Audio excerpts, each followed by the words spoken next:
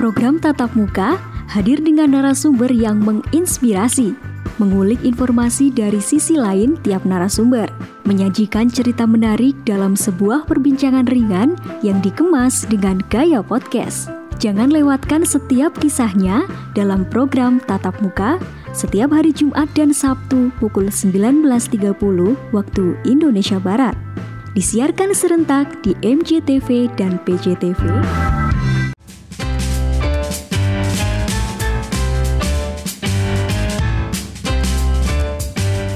Mas Mbak, berjumpa lagi bersama saya Dinda Bestari di program Tatap Muka. Tatap Muka kali ini spesial sekali ya, karena kita akan membahas tema yang sedang marak dibicarakan gak sini ya Bu?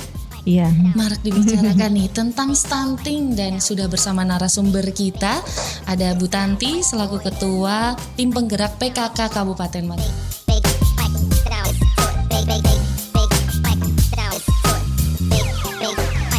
Sound right, boy. Halo Ibu. Halo Mbak Dinda. Apa kabar Bu? Baik. Alhamdulillah baik. Ibu, kita ngobrolin tentang stunting ya Bu. Iya. Sebelum membahas lebih detail, stunting itu sebetulnya penyakit atau apa ini Bu kalau stunting? Stunting itu jadi kondisi gagal tumbuh ya akibat kekurangan gizi kronik pada 1000 hari pertama kelahiran gitu. 1000 hari pertama kelahiran. Ya. Jadi balita ini memiliki tinggi yang lebih pendek gitu ya dibandingkan yang seharusnya balita seusianya miliki gitu. Itu ketika bayi ini lahir sudah dalam kondisi yang memang kurang berarti ya Bu? Kurang gizinya atau kecil gitu ya Bu? Iya. Tapi bukan karena prematur ya? Bisa jadi prematur menjadi salah satu indikasi ya untuk balita itu nantinya tumbuh stunting. Tetapi bisa jadi balita yang mungkin lahirnya ini normal, kalau memang kebutuhan gizinya tidak terpenuhi, pola asuh dari orang tuanya kurang baik, itu bisa berkembang juga menjadi anak yang stunting gitu. Okay. Jadi banyak faktor, terutama memang faktor bawaan yang nantinya akan bawaan yang misalnya dia punya penyakit bawaan ataupun mungkin anak tersebut tadi seperti prematur dan sebagainya menjadi lebih berpotensi ya dibandingkan mungkin anak yang lahir dengan berat badan normal. Iya, ini kalau kasusnya di Indonesia itu besar nggak sih Bu sebetulnya kalau stunting? Kalau kasus di Indonesia cukup besar, sekitar 20% ya dari jumlah balita yang ada di Indonesia gitu. Secara menyeluruh ya Bu. Ya. Kalau di Kabupaten Magelang sendiri? Kalau di Kabupaten Magelang sendiri untuk data terbaru ya kurang lebih sekitar 18%. Dan ini menjadi PR kita bersama Mbak Dinda karena Kabupaten Magelang ini menjadi salah satu kabupaten lokus stunting gitu di Jawa Tengah. Sehingga memang butuh peran dari semua pihak, tidak hanya dari pemerintah tetapi lintas sektor gitu ya. Dari terutama juga kami sebagai mitra pemerintah ini memiliki peran gitu untuk bagaimana angka stunting di Kabupaten Magelang ini menurun. Oke, tadi juga udah dipancing Bu, selain ada faktor prematur itu merupakan faktor kesekian lah ya Bu ya. Yang pertama adalah genetik, turun-temurun berarti Bu? Tidak, jadi justru mungkin pada saat hamil ya ibunya kekurangan gizi kronis. Seperti kurang zat besi, kemudian kurang protein gitu, atau mungkin dia menikah dini gitu, belum masuk ke usia yang memang usia menikah yang memang sudah siap gitu secara organ-organ reproduksinya. Ini bisa juga menjadi salah satu faktor pemicu untuk nanti ibu tersebut melahirkan anak yang stunting gitu. Jadi cukup kompleks Mbak Dinda untuk penyebab dari stunting ini.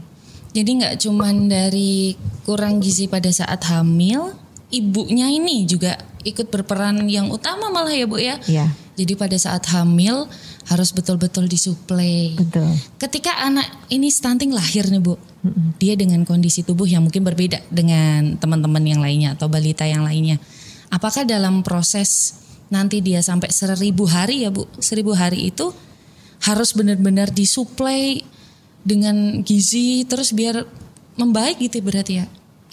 Iya, jadi memang upaya-upaya yang dilakukan terutama untuk balita di bawah 2 tahun ya, Baduta ini memang bisa intervensi itu kita lakukan, terutama terkait pemenuhan gizinya, kemudian terkait sanitasi lingkungannya, kemudian juga terutama protein ya, karena memang untuk tumbuh ini kan asupan protein ini kan sangat besar. Makanya kenapa kita juga galakkan untuk keluarga-keluarga ini gemar ikan gitu. Jadi gerakan makan ikan ini juga menjadi salah satu upaya yang dilakukan dalam menurunkan angka stunting.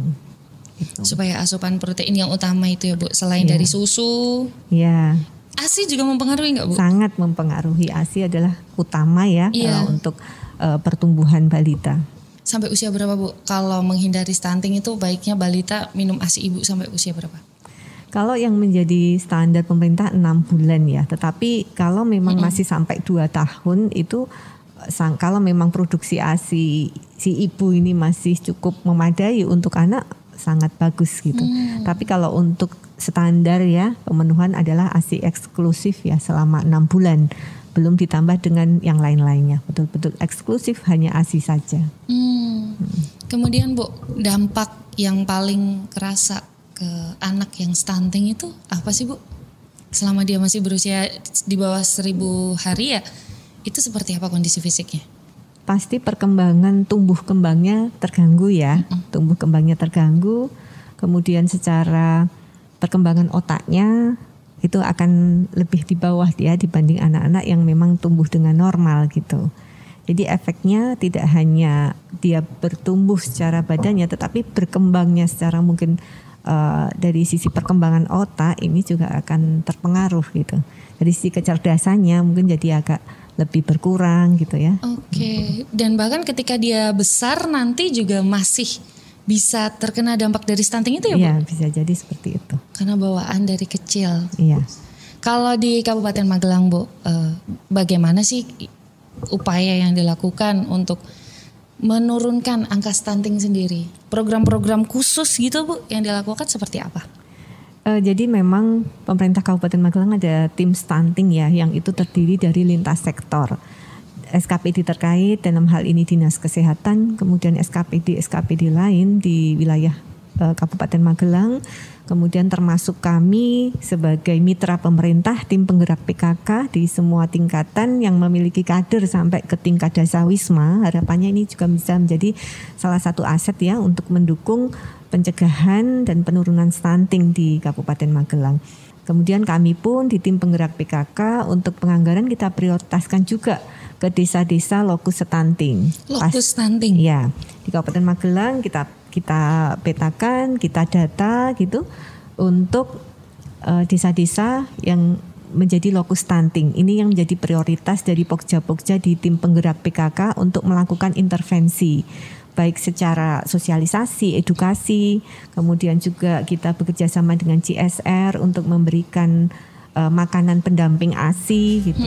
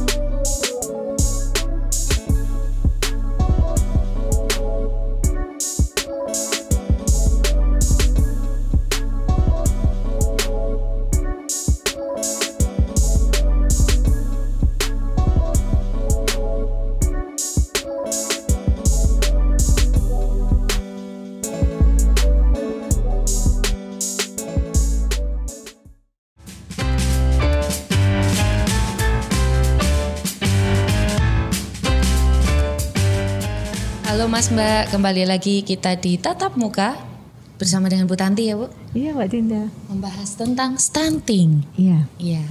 Ibu tadi disinggung ada istilah. Istilah lokus stunting. Ini Mas Mbak tahu nggak kira-kira? Mas Mbak tahu nggak? Mari kita tanya. Iya. Ini gimana Bu? Lokus stunting adalah Lokasi fokus stunting. lokasi Iya. fokus stunting. Jadi wilayah kita petakan di Kabupaten Magelang setelah dilakukan pendataan ya, untuk wilayah-wilayah yang angka stuntingnya tinggi. Saat ini untuk desa di Kabupaten Magelang yang menjadi lokus stunting ada sekitar 20 desa. 20 desa Bu, Iya. di seluruh Kabupaten Magelang. Ya, itu yang menjadi fokus perhatian kita, Iya. yang kita utamakan. Tetapi kita juga harus memitigasi nih, jangan sampai yang desa yang mungkin sebelumnya tidak menjadi lokus stunting, justru ketika perhatian kita kurang, perhatian desanya kurang, Iya. intervensinya kurang, jangan sampai ini menjadi lokus baru gitu, Iya. jadi nantinya akan menambah lokus yang ada di kabupaten. Iya, jangan sampai tambal sulam ya Bu sistemnya. Iya. Yang satu di Iya, udah betul. beres nanti pindah ke wilayah lain. Iya. 20 kayaknya angka yang tidak sedikit ya Bu.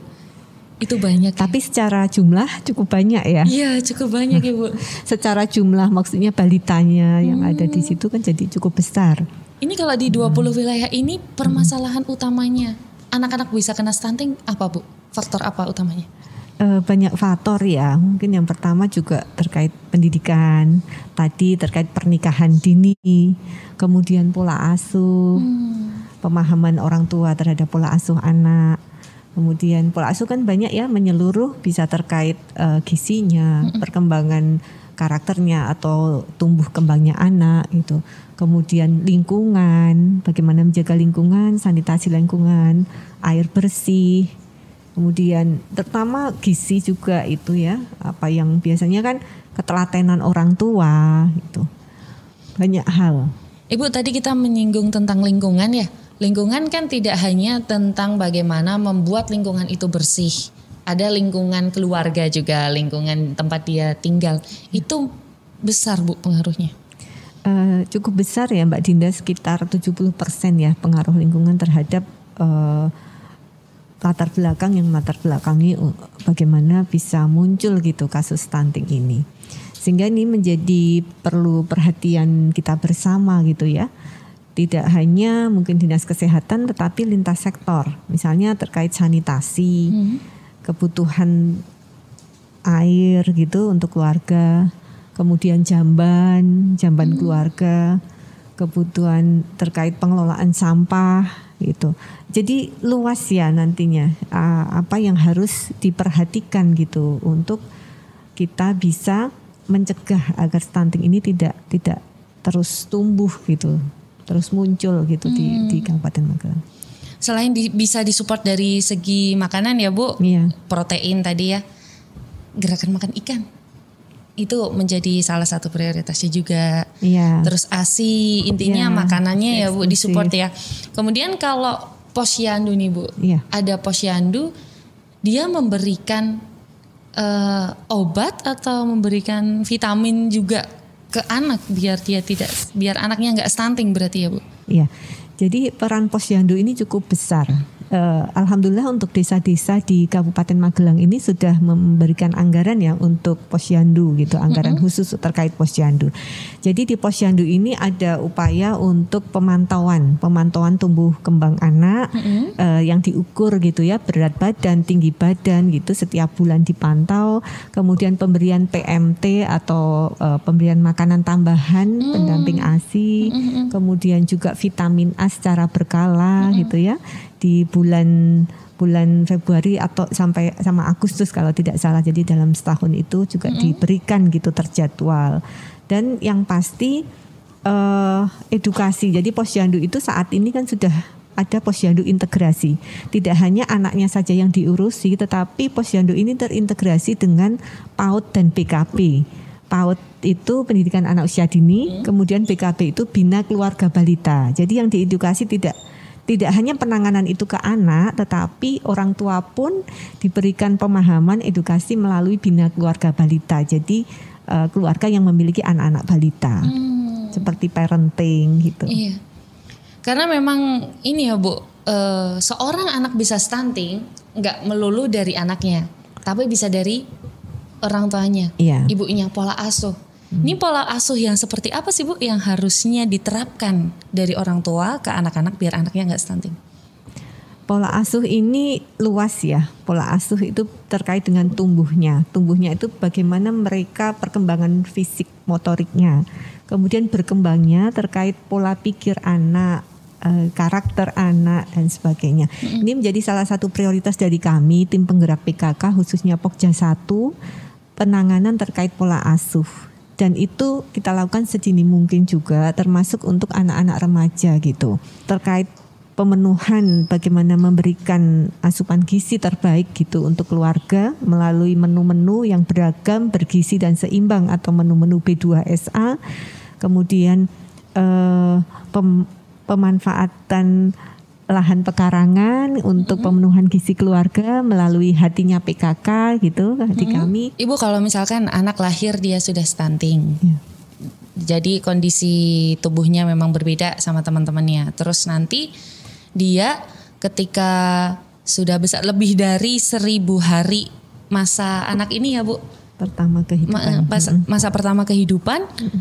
Proses pemberian makanannya dan juga protein support proteinnya harus lebih besar lagi berarti ya Bu. Iya, pasti kan sesuai. Makanya kenapa di PKK itu kita berikan edukasi kepada para kader, kepada para ibunya untuk menu B2SA. Jadi B2SA ini ada komposisi penghitungan gitu ya.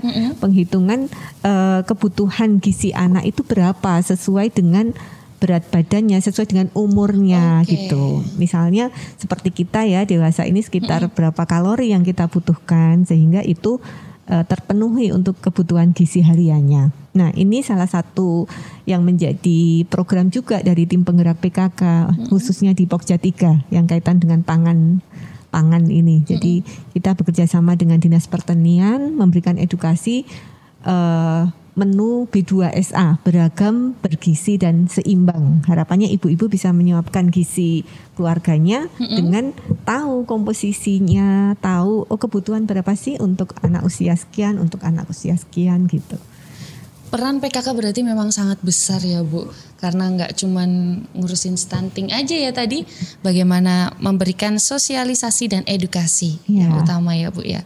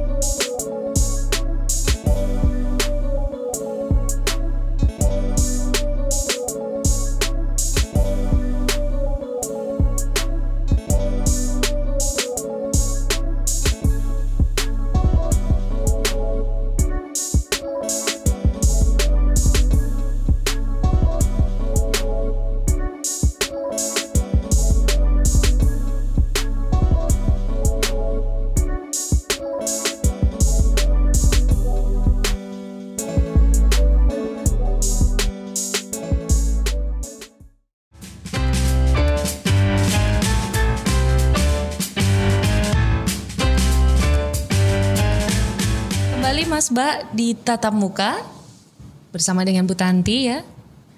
Ibu, tadi kita di awal sudah membahas tentang kasus stunting. Sudah membahas juga kenapa bisa seorang anak kena stunting dan upaya-upaya yang dilakukan juga seperti apa.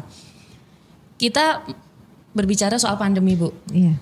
Apakah pandemi ini meningkatkan kasus stunting di Kabupaten Magelang sendiri? Ya, jadi pandemi ini kan memang berdampak pada banyak faktor ya. Iya. Pandemi ini terutama masalah kesehatan ya otomatis. Dan masalah kesehatan di mana juga kita harus protokol kesehatan, kita tidak bisa secara leluasa untuk mobilisasi kita, sehingga kan secara ekonomi juga pasti terdampak gitu ya. Nah, pasti secara terhadap stunting ini juga berdampak gitu, kaitan dengan daya beli mungkin perekonomian keluarga berkurang, sehingga asupan gizi untuk keluarga otomatis menurun ya untuk standarnya gitu. Dan kebutuhan-kebutuhan lain yang itu mempengaruhi gitu. Ini kalau dari Posyandu juga bisa memberikan bantuan dalam wujud makanan gitu juga nggak sih, Bu? Ya, memang untuk tadi seperti saya sampaikan ya bahwa desa-desa kan sudah mulai menganggarkan melalui dana desanya untuk operasionalisasi Posyandu termasuk untuk pemberian PMT. Tapi juga memang itu tidak secara istilahnya terus tidak tiap hari gitu ya. Iya. Pasti juga berkala gitu. Tetapi ini cukup membantu juga. Tetapi yang lebih penting adalah edukasi kepada keluarga gitu. Untuk meskipun makanan itu sederhana gitu ya, sesuai dengan kemampuan dari masing-masing keluarga. Tetapi misalnya telur lah. Nah, telur ini sebenarnya kan sederhana tetapi dia punya efek yang bagus gitu ya, kait proteinnya. Kita juga mengedukasi keluarga, misalnya kita dengan ember itu keluarga memenuhi kebutuhan gizinya dengan apa yang ada di lingkungannya. Misalnya beternak lele dengan ember gitu ya. Nah, lele itu kan bisa jadi sumber gizi juga gitu. Jadi ada alternatif gitu yang bisa dilakukan untuk menjadi solusi pemenuhan gizi keluarga. Harapannya seperti itu. Dan tadi yang terkait dengan efek pandemi itu juga karena kita secara sosial kan dibatasi ya Mbak Dinda ya. Sehingga seperti Posyandu kita juga cukup lama juga sempat vakum, setelah mungkin sekarang ada mulai kegiatan tetapi dengan pembatasan ya. Tapi sebelumnya kan sempat Posyandu itu vakum, sehingga pemantauan tumbuh kembang anak ini kan juga tidak terpantau. Ini juga bisa menjadi salah satu pemicu juga. Kalau sekarang sudah mulai berjalan lagi Bu Posyandu ini? Sudah, tetapi dengan protokol kesehatan, pembatasan, dengan ya ketentuan-ketentuan yang sudah disampaikan oleh dalam hal ini Dispermades ya yang menjadi leading sektor untuk pelaksanaan Posyandu. Dinas Pemberdayaan Masyarakat. Kalau misalkan anak lahir sehat, anak lahir stunting, dia sampai 3 tahun stunting, terus udah sembuh gitu Bu. Nanti ketika dia remaja bisa kena stunting nggak Bu? Atau ada batasan usianya? Jadi untuk pantauan kita terkait stunting itu kan sampai usia 5 tahun ya. Oke. 5 tahun, terutama di 2 tahun pertama ini menjadi fokus betul, karena di situ adalah masa emas pertumbuhan anak ya, baik secara fisik maupun mental. Kemudian di usia 5 tahun ini masih bisa diintervensi terkait dengan dia nantinya akan menjadi stunting atau tidak gitu. Memang harus tetap dijaga untuk pola pengasuhannya ya, agar tidak terulang gitu, sehingga di usia dewasa ini efek-efek yang ditakutkan baik secara psikis maupun secara fisik ini tidak muncul di kemudian hari, karena seperti kita ketahui bahwa efek ini bisa sampai tua juga gitu. Akan munculnya penyakit-penyakit degeneratif seperti diabetes maupun penyakit yang lain gitu. Jadi efeknya itu jangka panjang gitu. Padahal dipicunya dari waktu dia kecil ya Bu. Iya. Bisa ngefek sampai bahwa kurang konsentrasi gitu. Nggak fokus. Karena kurang gizi. Iya. Bukan kurang minum air putih Bu. Bukan ya. Mbak Dinda itu mungkin ya. Sudah kelamaan gitu ya Mbak. Ibu, kalau tadi adalah upaya-upaya yang dilakukan dari tim penggerak PKK. Kemudian kalau upaya yang dilakukan dari keluarga sendiri nih untuk mendukung atau mengantisipasi anaknya biar nggak kena stunting seperti apa, Bu? Iya, jadi memang kembali kepada wawasan pemahaman dari masing-masing orang tua ya. Dan kalau dari keluarga harapannya ibu, orang tua, bapak gitu, atau justru malah sebelum mereka menikah, ini harapannya mereka memiliki rencana gitu. Sekarang kan ada generasi berencana juga ya, program dari program pemerintah gitu. Harapannya sebelum mereka berkeluarga, mereka sudah memahami dulu nanti akan seperti apa gitu untuk upaya yang dilakukan agar keluarga yang dihasilkan adalah keluarga yang berkualitas gitu. Betul. Pasti kita harus mengembangkan, memperkaya diri dengan wawasan dulu. Kalau kita sudah paham wawasan, nah nanti harapannya mereka bisa melakukan itu, menjadikan itu istilahnya apa yang kita tahu itu kita lakukan gitu untuk menangani, untuk mengasuh anak-anaknya. Karena PKK ini kan sampai ke tingkat dasawisma ya.